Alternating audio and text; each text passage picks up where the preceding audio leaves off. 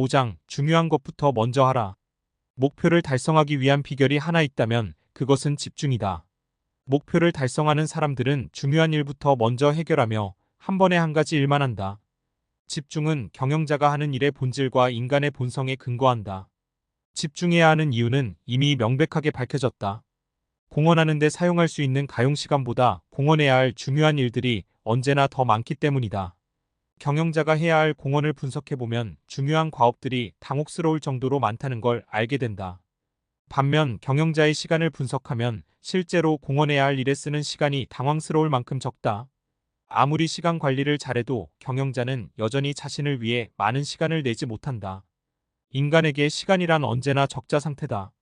높은 수준의 공헌에 초점을 맞추면 맞출수록 다른 일로 방해받지 않는 상당히 긴 연속적인 시간이 더 많이 필요하다. 단순히 바쁘기만 한 것이 아니라 결과를 얻으려면 충분한 시간을 확보하기 위해 지속적으로 노력해야 한다. 심지어 생산적인 반나절 또는 이주일을 손에 넣으려면 엄격하게 자기관리를 해야 하며 노라고 말할 수 있는 단단한 결심이 필요하다.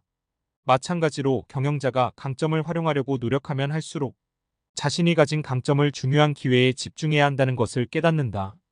이것이야말로 결과를 얻을 수 있는 유일한 방법이다. 집중해야 하는 또 다른 이유는 우리 대부분이 한 가지 일만 잘하기도 어렵기 때문이다. 인간은 놀랄 만큼 다양한 능력을 가지고 있다. 인간은 하나의 다목적 도구다.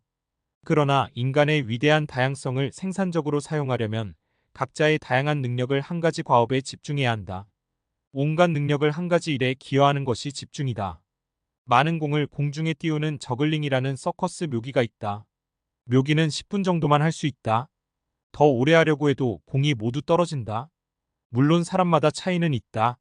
어떤 사람은 한꺼번에 두 가지 일을 동시에 할 때 가장 뛰어난 능력을 발휘하는데 그렇게 하기 위해 속도를 조절한다. 이때에도 두 가지 일 가운데 하나라도 완수하려면 두 가지 일 각각에 최소한의 시간을 투입해야 한다. 그러나 나는 세 가지 중요한 일을 동시에 탁월하게 해내는 사람은 거의 없다고 생각한다. 물론 볼프강 아마데우스 모차르트 같은 사람도 있다. 그는 동시에 몇 곡을 작곡했고 모두 걸작이었다. 그러나 그는 세상에 알려진 유일한 예외다.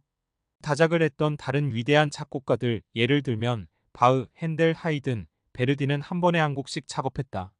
그들은 한 곡을 완성하기 전에는 다른 곡을 시작하지 않았다. 또는 하던 일을 잠시 멈추고 그 곡을 서랍 속에 넣고서야 새 작품에 착수했다. 경영자들이 모차르트형 지식 노동자가 되길 바랄 수는 없다. 집중이 필요한 이유는 정확하게 말해 경영자가 처리해야 할 일이 너무 많기 때문이다. 따라서 한 번에 한 가지 일만 하면 그 일을 빨리 처리할 수 있다. 시간, 노력, 자원을 집중하면 할수록 실제로 처리할 수 있는 업무의 수와 다양성은 더욱 확대된다. 내가 알고 있는 최고 경영자 가운데 최근에 은퇴한 제약회사 사장만큼 큰 업적을 남긴 사람도 없다. 그가 사장에 취임할 당시 회사는 국내에서만 운영되는 보잘것없는 규모였다. 하지만 11년이 지나 그가 은퇴할 때는 세계 시장에서 주도적인 기업으로 성장했다. 그는 사장 취임 후 몇 년간 특히 연구개발 분야에서 향후 나아갈 방향과 프로그램 및 인사에 전력 투구했다. 그때까지만 해도 회사는 연구개발 부문에서 선두주자는커녕 후발주자 축에도 끼지 못했다. 그는 과학자가 아니었다. 그래도 선두 기업보다 5년이나 뒤떨어져서는 안 된다고 생각했다. 선두 기업들을 따라가기만 하는 회사가 아니라 독자적인 방향을 정해야 했다. 그 결과 5년 후 이 회사는 두 가지 중요한 분야에서 선두주자가 되었다. 사장은 회사를 글로벌 기업으로 키우겠다고 마음먹었는데 그때는 이미 스위스의 오래된 제약회사가 글로벌 리더로 자리 잡은 지 몇 년이나 지난 뒤였다. 그는 세계 의약품 시장의 소비 동향을 주의 깊게 분석했다. 그 결과 어느 나라에서나 의료보험과 정부, 의료 서비스가 의약품 수요를 촉진하는 중요한 동기라는 사실을 알았다. 그는 해외 진출 시기를 각국의 의료 서비스 확대에 맞춤으로써 이미 그 나라에 진출한 글로벌 제약회사와 경쟁하지 않고도 처음부터 대규모 사업을 시작할 수 있었다. 그는 임기 마지막 5년 동안 현대 의료 서비스 체계의 변화에 잘 맞는 경영 전략 수립에 집중했다. 그때는 이미 세계 어느 나라에서나 의사가 독자적으로 의약품 구입을 결정하고 정부나 비영리 병원 또는 미국의 블루크로스 건강보험의 일종 같은 정부 지원, 공공서비스 기관에서 비용을 지불하는 방식의 의료 서비스가 공익사업으로 빠르게 자리 잡고 있었다. 이와 같은 전략이 제대로 실현될지 판단하는 것은 아직 이르지만 그가 막 은퇴하려는 시점인 1965년에는 완벽한 전략이었다. 그러나 내가 아는 한 이 제약회사는 글로벌 기업 가운데 경영 전략, 가격 정책, 마케팅 그리고 협력 관계를 글로벌 제약 산업의 관점에서 생각하는 유일한 회사다. 사장 한 사람이 자신의 임기 동안 이처럼 큰일을 집중해서 추진한 경우는 드물다. 그럼에도 그는 강력하고 잘 짜인 글로벌 조직을 구축함과 동시에 세 가지 주요 사업 분야에서 성과를 냈다. 그는 이 일들을 한 번에 하나씩 집중적으로 수행했다. 이것이 바로 그토록 어려운 여러 가지 일을 분명하고 능숙하게 처리하는 사람들의 비결이다. 그들은 한 번에 오직 한 가지 일만 한다. 그 결과 다른 사람들보다 훨씬 적은 시간으로도 충분히 성과를 낸다. 때로는 아무런 성과를 올리지 못하는 사람들이 더 열심히 일한다. 왜냐하면 첫째, 그 일에 필요한 시간을 과소평가하기 때문이다. 그들은 늘 모든 일이 제대로 진행될 것이라고 기대한다. 그러나 경영자라면 누구나 알겠지만 아무런 문제 없이 제대로 진행되는 일이란 없다. 예상치 못한 일은 언제나 일어난다. 예상치 못했던 일이 일어난다는 사실만 확실하게 예측할 수 있다. 예상치 못했던 일이 깜짝 선물이 되는 경우는 절대 없다. 그러므로 목표를 달성하는 경영자는 어떤 일을 할 때 실제 필요한 시간 이상으로 여유 있게 일정을 잡는다. 둘째, 성과가 떨어지는 대부분의 경영자는 서두르는 경향이 있기 때문이다. 그래서 오히려 일이 더 늦어진다. 반면 목표를 달성하는 경영자는 시간과 경쟁하지 않는다. 그들은 편안한 속도를 유지하지만 꾸준히 계속한다. 셋째, 여러 일을 동시에 추진하려고 하기 때문이다. 그 결과 자신이 계획한 여러 일 가운데 무엇에도 시간을 내지 못한다. 추진하던 여러 일 가운데 하나라도 문제가 생기면 거의 모든 계획이 한꺼번에 무너지고 만다. 목표를 달성하는 사람은 자신이 많은 일을 성공적으로 완수해야 한다는 것을 안다. 따라서 조직 전체의 시간과 에너지뿐 아니라 자기 시간과 에너지를 한 번에 한 가지 일만 하는데 그것도 중요한 일을 먼저 하는데 집중한다. 과거와 단절하라. 경영자가 성과를 내는 일에 집중하기 위한 제일 법칙은 생산적이지 않은 과거와 단절하는 것이다. 목표를 달성하는 경영자는 자신과 부하의 업무를 정기적으로 검토한 뒤 다음과 같이 질문한다. 우리가 아직도 이 일을 하지 않고 있다면 지금이라도 이 일에 착수해야 하는가? 이에 대한 대답이 무조건 예스가 아니라면 당장 그 일을 멈추거나 대폭 줄여야 한다. 적어도 지금부터라도 생산적이지 않은 과거에 자원을 추가로 투입하지 않는다는 것을 확실히 해야 한다. 그리고 그 희소한 자원, 특히 과거를 위해 사용 중인 구성원의 강점이라는 희소 자원을 바로 회수해서 미래 기회에 투입해야 한다. 경영자들은 자신이 좋아하든 말든 늘 과거 업무에 발목이 잡혀 있다. 이는 피할 수 없다. 오늘이란 언제나 어제의 행동과 결정에 따른 결과다. 그러나 사람은 직함이나 직위를 불문하고 내일을 예측할 수 없다. 어제의 행동과 결정이 아무리 용기 있고 현명한 결정이었다 해도 오늘에 와서는 불가피하게 문제와 위기, 그리고 어리석은 일이 되기 마련이다. 그럼에도 오늘의 자원을 내일에 투입하는 이유는 그가 정부기관이나 기업, 그 밖의 다른 어떤 조직에서 일하든 그것이 경영자의 책무이기 때문이다.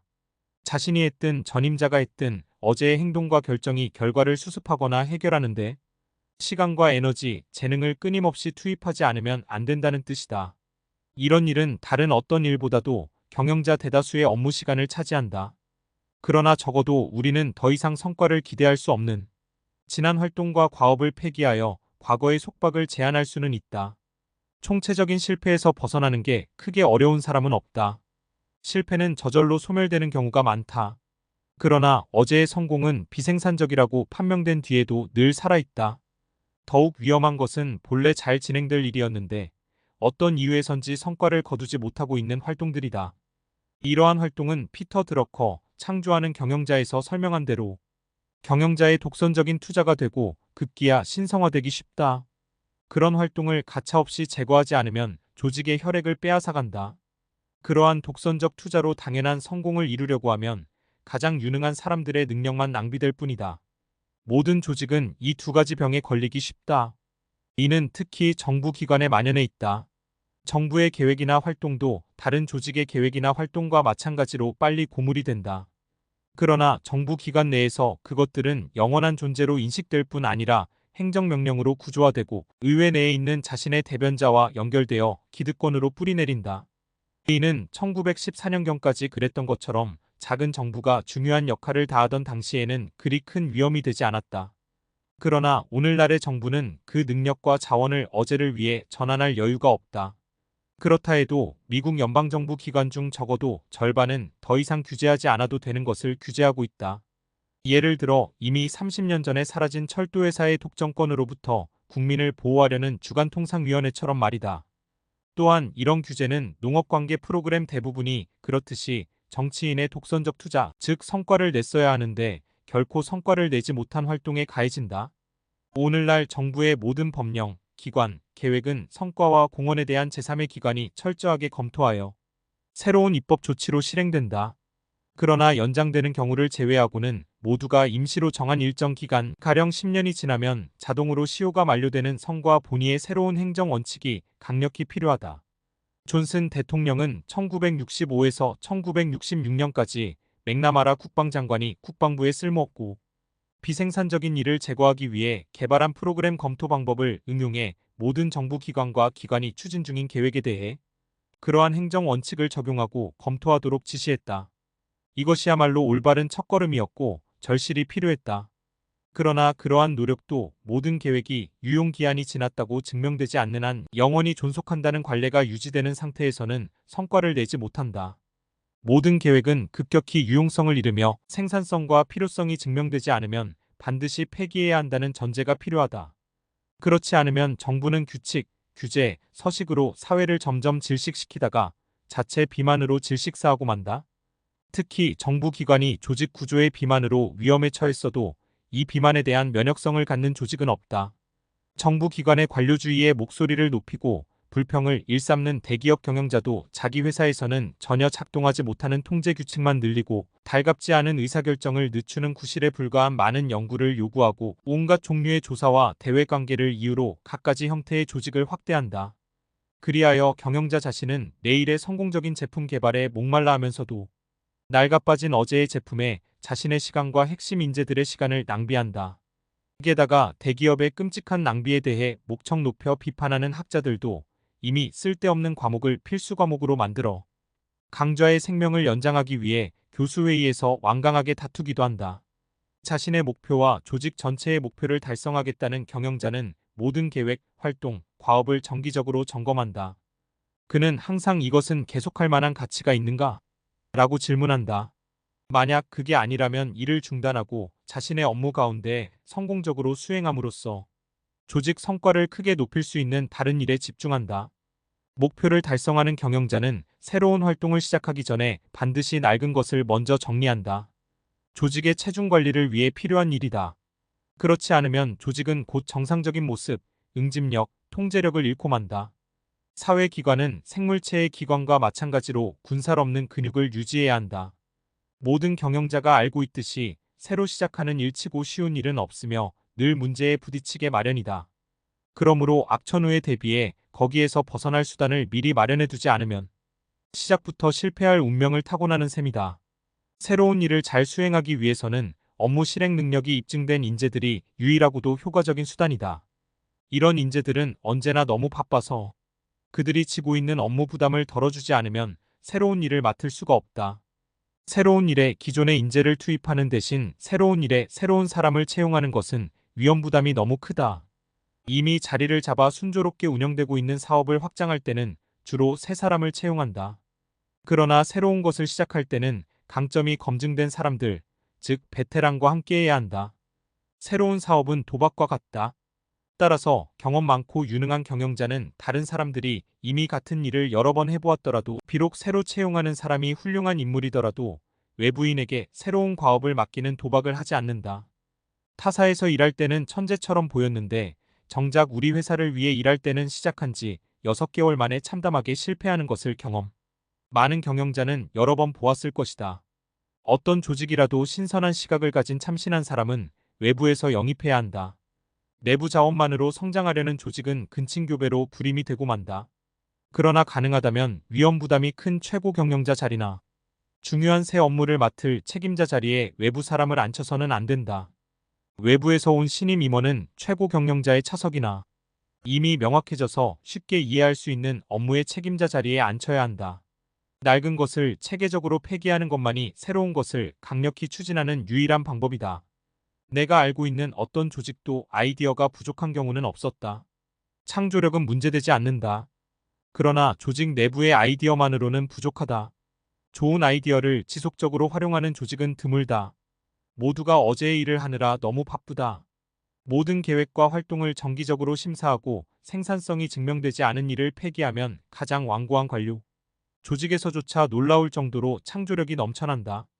듀퐁은 제품이나 공정이 낡기 전에 폐기함으로써 세계적인 화학제품 제조회사 중에서도 특히 눈부신 성과를 내고 있다. 듀퐁은 과거를 방어하기 위해 사람과 자금이라는 귀중한 자원을 투입하지 않는다. 그러나 화학품 제조회사든 아니든 대부분의 기업들은 버기 채찍 본래 이륜 경마용 마차에서 채찍으로 사용했지만 이 마차가 자동차로 대체되면서 채찍이 더 이상 필요 없어졌다. 여기에서 유래하여 버기 채찍은 희망 없는 낡은 것을 상징한다. 공장도 효율적으로 잘 운영하면 시장이 있다. 이 회사의 기초가 된 제품 시장을 계속 확보하는 것은 우리의 의무다 등과 같은 잘못된 경영 원칙에 매달린다. 하지만 이런 기업들은 창조력 개발 세미나에 직원을 보내 새로운 제품이 부족하다고 불평을 늘어놓는다. 이에 비해 듀퐁은 새로운 제품 개발과 판매에 너무 바빠 그런 세미나에 사원을 참석시켜 불평할 틈이 없다. 새로운 것이 생산적인 것이 되도록 낡은 시대에 뒤떨어진 것을 폐기해야 한다는 당면성은 누가 보아도 타당하다. 만약 1825년경 운송을 담당하는 정부 부처가 있었다면 말을 재훈련하는 엉뚱한 연구 계획과 방대한 국가보조금으로 유지되는 역마차 회사가 지금까지 분명히 남아있을 것이다. 우선순위와 후순위는 어떻게 결정하는가? 항상 일할 시간보다 처리해야 할 생산적인 일들이 더 많은 법이고 그 일을 감당할 사람들보다 내일을 위한 기회들이 훨씬 많으며 언제나 문제와 위기가 차고 넘친다는 사실은 더 말할 것도 없다. 그러므로 의사결정은 어떤 일을 먼저 해야 하는지 그리고 어떤 일을 상대적으로 덜 중요하게 다룰지에 따라 이루어져야 한다. 한 가지 문제는 누가 그 결정을 할 것인가이다. 경영자인가 아니면 상황인가. 어쨌든 업무는 가용 시간에 맞추어야 하고 그 일을 맡아 성과를 낼 수 있는 인재가 있는가에 기회를 맞추어야 한다. 만약 경영자가 아니라 주변 상황이 우선순위를 결정한다면 중요한 일들이 뒤로 밀린다. 그러면 어떤 일이든 가장 많은 시간이 필요한 의사결정 영역을 행동으로 전환하기 위해 방법과 수단을 강구하는 프로세스에 투입할 시간이 없어진다. 어떤 일도 그것이 조직의 행동과 태도의 일부가 되기 전에는 완결된 것이 아니다. 다시 말해 누군가가 그것을 자기 일로 받아들이지 않고 낡은 것을 새로운 방식으로 처리하거나 어떤 새로운 일을 수행해야 할 필요성을 받아들이지 않으면 또한 다른 지식 노동자가 완성한 프로젝트를 누군가 자신의 일상 업무로 받아들이지 않으면 어떤 일도 완결되지 않는다는 뜻이다. 시간이 없다는 이유로 이런 일을 무시한다면 지금까지 경영자가 한 일과 노력은 헛수고가 된다. 이것은 경영자가 어느 한 가지에 집중하지 못하고 일의 우선순위를 결정하지 못한 데 따른 당연한 결과다. 주변 상황에 우선순위 결정을 맡기면 최고 경영진의 고유 업무가 전혀 처리되지 않는다. 최고 경영진의 고유 업무는 어제 시작된 위기를 해결하는 것이 아니라 오늘과 다른 내일을 만드는 것이므로 언제라도 뒤로 미룰 수 있다. 따라서 주변 상황은 항상 어제를 우선으로 압력을 가한다. 특히 주변 상황의 압력에 지배되는 최고 경영진은 톱 이외에 어느 누구도 할 수 없는 한 가지 일, 즉 조직 외부에 주의를 기울이는 일을 하지 않는다. 그래서 유일한 현실이자 결과가 있는 유일한 영역에서 현실감을 잃는다.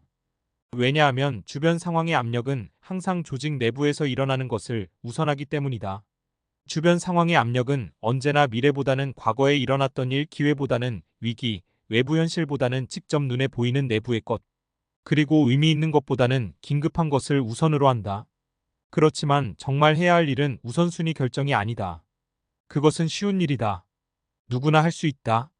일을 집중적으로 추진하는 경영자가 그렇게 적은 이유는 이 순위, 즉 지금 당장 하지 않아도 될 일을 결정한 뒤 그것을 지키지 못하기 때문이다.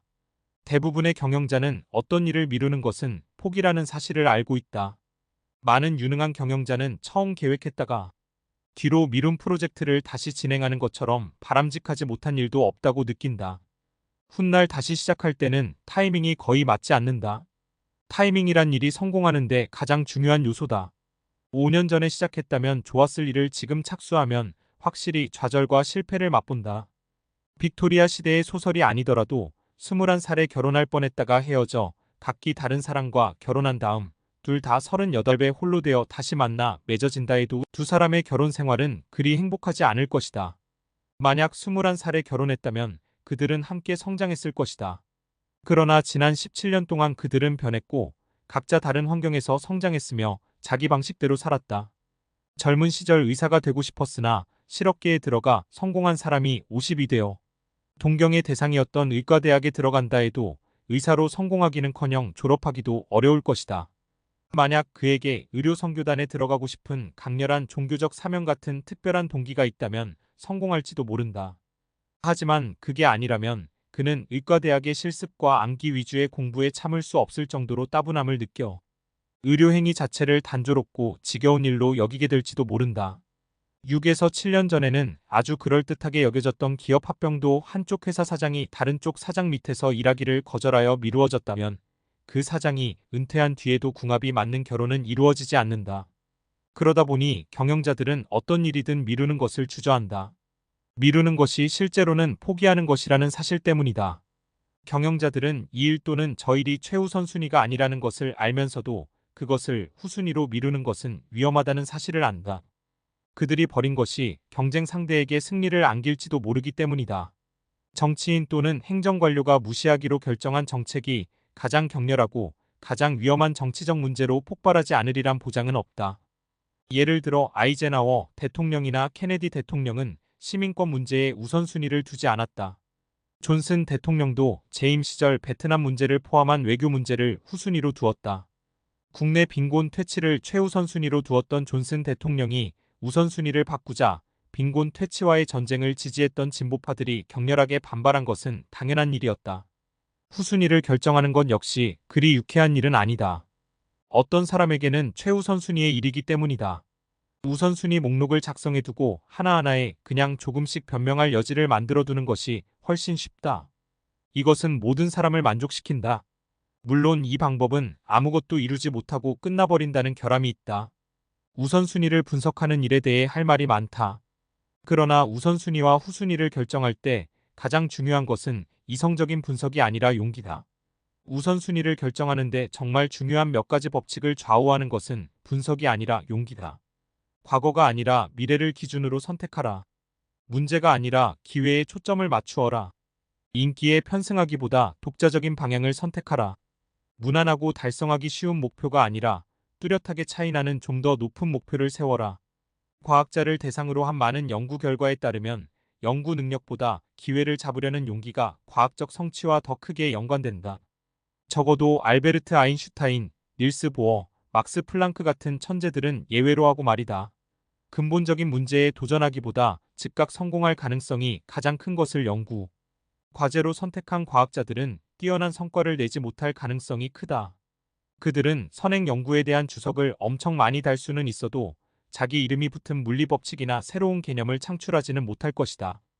위대한 과학적 성취는 기회를 중심으로 연구의 우선순위를 정하는 사람에게 돌아간다. 그들은 결정 요인이 아니라 최소 조건으로만 다른 기준을 생각한다. 마찬가지로 산업계에서도 성공 사례는 기존 사업 분야에서 신제품을 개발하려는 기업들이 아니라 신기술 또는 신사업을 창조하려고 노력하는 기업들에서 나온다. 규모가 큰 신사업을 시작하는 것과 마찬가지로 소규모 사업을 새로 시작하는 것도 위험하고 힘들고 불확실하다. 기회를 결과로 전환하는 것은 문제 해결보다 훨씬 생산적이다. 문제 해결이란 과거의 균형을 회복할 뿐이다.